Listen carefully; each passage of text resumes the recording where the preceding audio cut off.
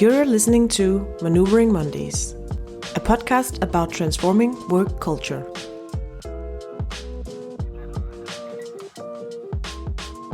In this first part of the episode, we follow the fictional story of Marie, who's an HR manager in the edtech company Zebra Apps, as she maneuvers the challenges of transforming their work culture.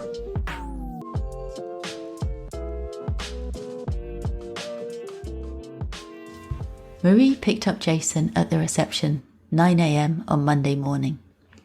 She did not need to. He knew exactly where to go, but she wanted to be the first to see him that morning.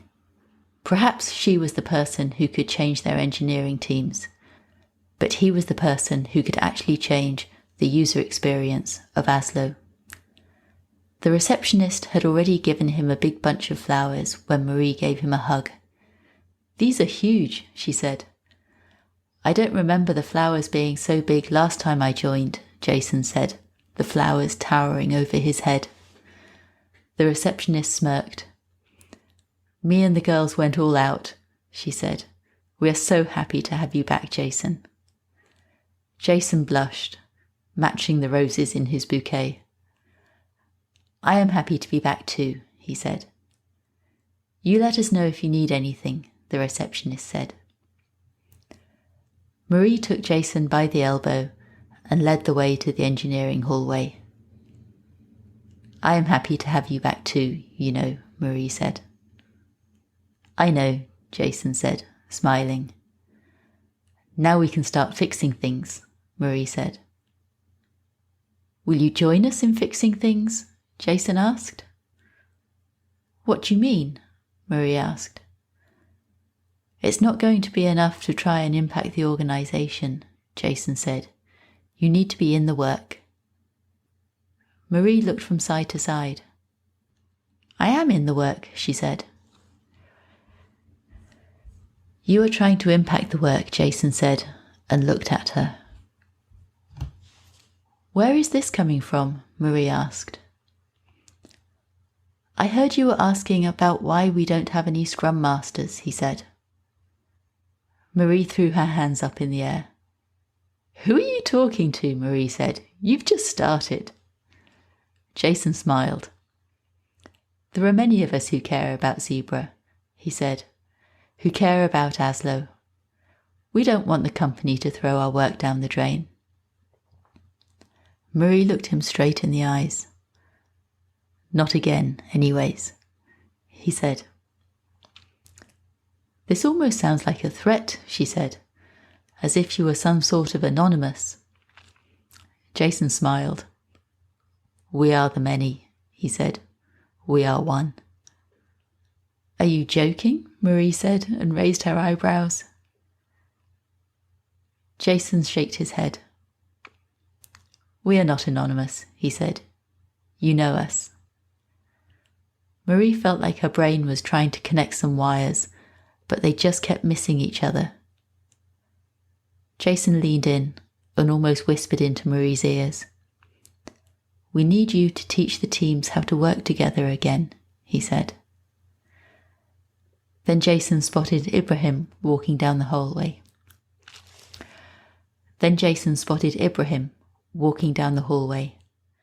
"Ibra!" he shouted.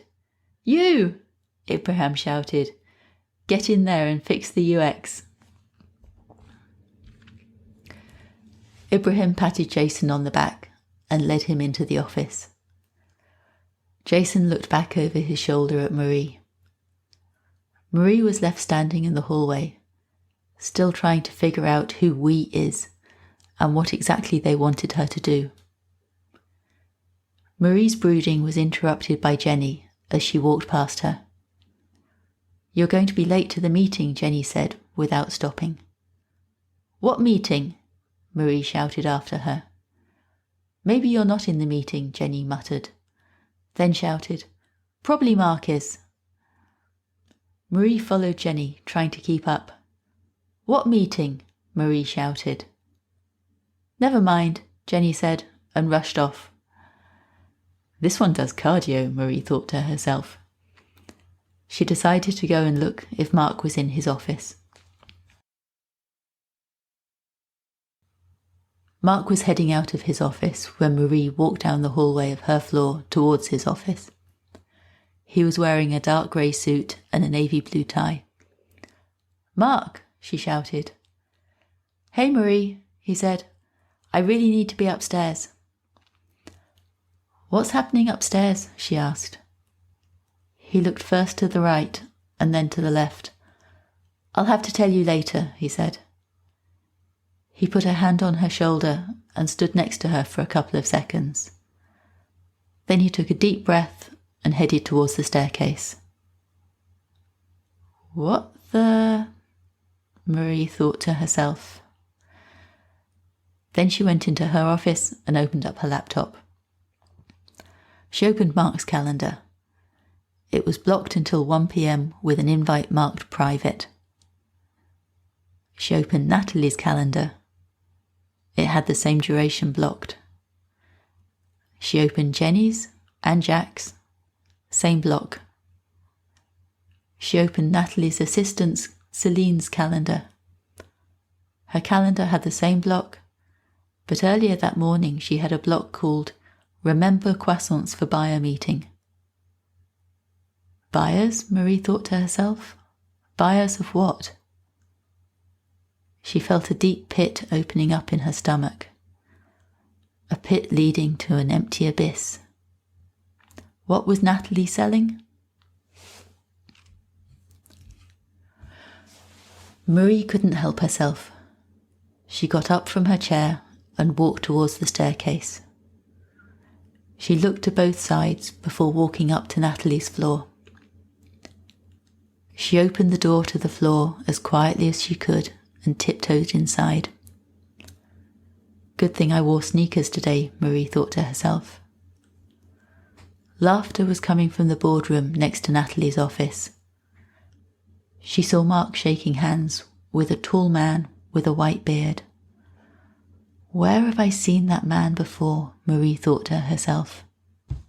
Then Marie locked eyes with Jack. He looked sternly at her and slowly shook his head from side to side. She closed the door and scurried down, her heart pounding. Who were these people, Marie thought to herself, and what exactly were they buying? Marie was pacing back and forth in her office when Erik walked in. "You're going to rub a hole in the carpet," Erik said. Marie looked at him. "There is no carpet," Marie said. Erik smiled with his eyes. "Figure of speech," he said. "You'll rub a hole in the hardwood floor." Marie smirked.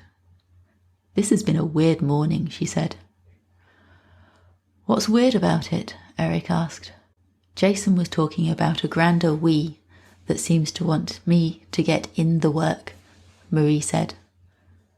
"And Mark is up there meeting with someone who Celine has labelled as buyers in her calendar." Erik nodded, closed the door behind him, and sat down in the armchair. "We might be getting sold then," he said. Marie stopped pacing and looked at him. Then she sat at the edge of her desk. "We might," she said. "Do you think Jason was talking about the buyers?" Erik asked. Marie shook her head. "For a moment I thought that he was talking about you and your suggestion," Marie said. Erik raised an eyebrow. "What exactly did he say?" he asked. "He asked about what I had said about the lack of Scrum Masters," she said, "and that I need to join the engineering team." Erik smiled. "I would tend to agree," he said. Marie looked sternly at him. "But I did not speak to him, Marie," Erik said. "We never had that kind of relationship. We're not really on the same wavelength like the two of you. It might just be the same situation we're looking at and making our own conclusions." "What wavelength would that be?" Marie asked. "You get him, Marie," Erik said. "I struggle developing that sort of rapport with our engineers." "Who do you get?" Marie asked. Erik sighed. I get you, he said. Marie sat down in her office chair and folded her hands. What exactly are you proposing? She asked. Erik looked down and shook his head. Marie suddenly became uncomfortable. Erik was the person she could always turn to. He kept a cool head and seemed to retain perspective when everyone else lost it. Now he seemed unsure. Look, he said, finally looking up. I would suggest that you take on the task of coaching the engineering teams through the current challenges we're having, he said. We're all in trouble if ASLO continues its downward spiral. There will be no HR department to lead if we don't fix our quality issues. And to fix our quality issues, we need to fix our engineering teams. Marie sighed. The engineers trust you, he said. They believe you can be that change. Anne was that change, Marie said. Look where it got her. Erik shook his head.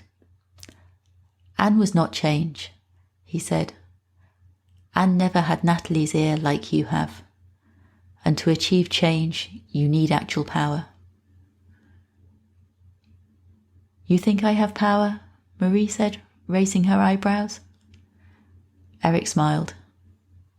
You are the most powerful person in our company, Erik said. Marie blushed. I don't mean you're a power hoarder, Erik said. I just mean that you have managed to get influence both with our senior leadership and with our employees. You are a hero to both sides of the divide. And what about you? She asked. Do you crave power? Erik's eyes moisturized. That is not what this is about, he said. But you want to lead HR development while suggesting I take an unnamed role in engineering, she said. Erik looked away. That hurts, he said. What hurts? Marie asked. That you perceive it in that way, he said. How should I perceive it? She asked. It's all about comparative advantages, he said. I can lead Sheila and Joe through the assignments of our team. I've done it before. You can do that too. But you can also choose to wield your power to transform the biggest constraint of our company's survival. And what happens after our company survives? Marie asked. If it survives, Erik said, pointing at the ceiling. He then looked at Marie. I'm surprised that it matters so much to you to be head of HR development, he said. Of course it means a lot to me, Marie said. I've worked hard to achieve this position. I don't doubt it, Erik said. But your power does not come from your position. The title helps, Marie said. But the title only gets you in the room, he said. It doesn't earn you the power to stay in it, to maneuver the course of events. Marie shook her head. Look, Marie, he said. I was head of HR development at SailTech, where Mark and I worked together. I did everything to the best of my ability when it came to coaching, training, and development of our people. You know I do this well, but I didn't have even a tenth of the power that you have at Zebra. SailTech was a bigger company, Marie said. That's not it, he said. Power is personal. Being competent is not enough. He sighed again. I wish that I could have done what you have done here, he said. Then I would have had a different career trajectory. At my age, I could have been a VP of HR somewhere. But that's not something I can master. I am a supporter of the powerful person. I am the person behind the person. and I accept and cherish that role. Now at least. Marie felt a sudden needling sensation in her heart. You want to be VP of HR? She asked. It's the same as asking me if I want $1 million, he said. It would be nice, but it is not happening. I thought you liked your role, she said. He leaned forward in his seat. I love my role, he said, and I love being the person behind you. I have embraced what I can and cannot do and take pride in servicing you. But if you ask me, would I wish that I was different? Then yes, I would. He looked at her. I wish I was more like you, he said. But you are the one who keeps our team together, she said. You are the one who spotted that Sheila was struggling after the offsite. Yes, I do not neglect that I play an important role, he said. But having a well-functioning team is not enough if you cannot ensure that it is anchored with leadership. He looked at her. I will look after Joe and Sheila and make sure we keep the ship afloat, he said. And we have enough goodwill in the company that you focusing on something else for several months won't endanger our position in the company. Marie got up from her chair and walked towards the window. Is that what engineering needs? She asked. Anchoring with leadership? Jenny does not speak their cause, Erik said. She just plays lip service to Natalie, and she doesn't know anything about building products. I don't know anything about building products, Marie said. No, but you are smart enough to listen to those who do, Erik said. Marie turned around and looked at Erik. How do we tell Mark? She asked. Sheila and Joe changed Marie's office into a brainstorm room. They moved her desk out and put a long bar table in the middle of the room. The walls were lined up with bookshelves stocked with different kinds of paper, markers, googly eyes, and hot glue guns. They had made a sign for the door, naming the room The Thinker. Marie, Joe, Sheila, Erik were pouring champagne at the unveiling of the new room Thursday afternoon. It's almost as good as the basement, Joe said. Almost? Sheila asked. Girl, this is the deluxe version of your basement. But all this stuff is new, Joe said. We could recycle the stuff from the basement. You're just going to have to deal, Sheila said. It's all glam in HR development from now on. Paul and Esther entered the room. Paul was holding a box. My daughter would love this room, Esther said, looking around. Your daughter is 5, Paul said. Joe and Sheila laughed. Don't judge our process, Sheila said. I don't judge your big-ass spreadsheets. Esther put her hand on Sheila's shoulder. My spreadsheets are spotless, she said. There is nothing to judge. Then both Sheila and Esther laughed and hugged. What's in the box, Paul? Marie asked. A cake, he said. Erik said. I'm not sure how to deal with this occasion exactly, Paul said. Is this a sort of promotion? Demotion? A kind of leave of absence? Marie smiled. But whatever the occasion, Paul said, cake is the right answer. He opened up the box and revealed a bright yellow cake with the words, Go Save ASLO on it. Marie could feel a tear pressing itself up against her tear canal. I think you got the occasion just right, Paul, she said. He leaned in close to her and whispered, You've got this. She put her arm on his shoulder and pulled him in for a hug. And you are leaving this oaf in charge while you are prancing around in engineering, Paul said, gesturing towards Erik.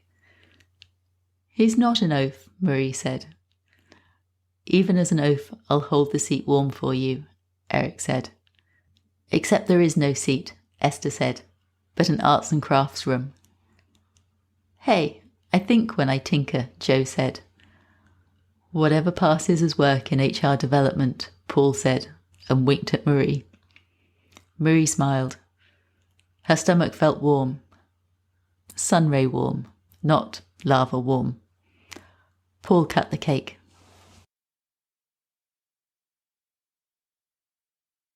Marie was walking down the stairs with a box of her stuff when she met Natalie walking up the stairs. Hey Marie, Natalie said. Natalie looked at Marie's box. When you commit to something, you commit, Natalie said. What do you mean? Marie said. I mean, when I asked you to fix our culture, Natalie said, I meant hire a consultant who can do some pretty slides for us, not leave your executive role and move in with the engineers. But they're the ones who build ASLO, Marie said, and they can't do that in the circumstances that they currently have. Shouldn't Jenny be fixing engineering? Natalie said. You know, as my head of engineering? Jenny asked me to do my HR magic, Marie said. Natalie shrugged. That Erik of yours is not going to cut it as your replacement, Natalie said. He's too weak to deal with Mark. Not sure Mark is the problem in that dynamic, Marie said, and I'm sure he'll manage for a couple of months. As long as you don't go native down there, Natalie said. Natalie was about to walk past Marie, but Marie interrupted her. Who was that gentleman with the white beard in the conference room with you all the other day? Marie asked. Natalie turned around. Nothing gets past you, she said, her eyes sparkling. Natalie stepped down to be on the same level as Marie. That's why I can't have you hanging out in the basement with a bunch of hooded man-children, Natalie said. Marie took a deep breath. Who was he? She repeated. I think I've seen him before. Natalie smiled, turned on her heel, and started walking up the stairs again. Natalie? Marie called. Natalie turned around. Here's the CTO of Convatec, Natalie said. But if you share it, you're done. Natalie winked and kept walking up the stairs. Marie thought for a minute. I've never met the CTO of Convatec, she thought to herself. Then suddenly it struck her. Richard is the new CTO of Convatec. Richard, who co-founded Zebra Apps with Natalie.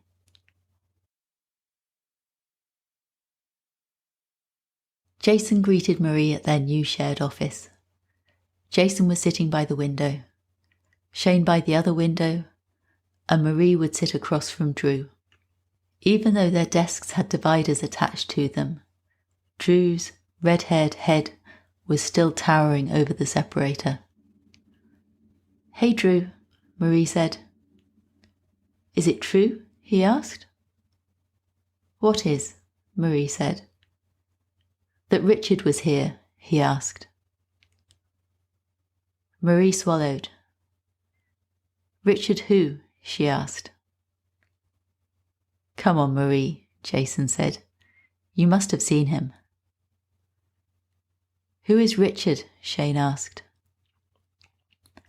The founder of Zebra, Jason said. I thought Natalie was the founder of Zebra, Shane said. She is half the founding team, Marie said. She and Richard founded it together. He is at your former employer now, Jason said. Good for him, Shane said. Dude, Drew said. I mean, it's great that he's found another job, Shane said. You're seriously clueless, man, Jason said. What do you want me to say? Shane said. Richard is the CTO of Convatec now, Drew said. And he has a meeting with Natalie now that Zebra's in trouble. Do the math, dude. Like you did the math for the UX of ASLO, Shane said. Drew stood up, towering over the remaining three. Unwarranted, man, Drew said. I've never done UX before in my life. How did you end up doing the UX for that release? Jason asked. It was just lying there in Jira, Drew said. The stories related to UX. I've finished all my other stories and we were running behind. I couldn't just let them sit there. Very noble of you, Shane said, but maybe you should have left them there. Drew sat down. That's hurtful, man, Drew said. I think you did the right thing, Marie said. Drew looked up. If we don't have anyone competent to solve the task, she said, all we can do is to try our best. You could have asked for help, Shane said. I did, he said, nodding towards Jason. You asked too late, my friend, Jason said. I meant me, Shane said, putting his arms on his sides. I didn't know you have front-end experience, Jason said. No one here knows anything about what I can do, Shane said. But we know you're willing to get paid handsomely for it, Drew said. Now, Drew, Marie said, that is a settled matter. Shane was looking down at his desk. How was I supposed to know what the rest of you were earning? He said. That is a fair point, Jason said. Could we have some transparency into that, Marie? Paul and I have been talking about publishing the salary bands, she said. I think that would be helpful, Drew said. Drew and Jason started working on their computers. Marie pushed her chair next to Shane's desk. He looked up from his computer. So what can you do, Shane? She asked. You're listening to Maneuvering Mondays, a podcast about transforming work culture. Tune in when we invite guests to comment on this part of Marie's journey. What are your thoughts on Marie's situation? Have you had a similar experience? And what would you have done? Join the conversation on our LinkedIn page and let's maneuver Mondays together.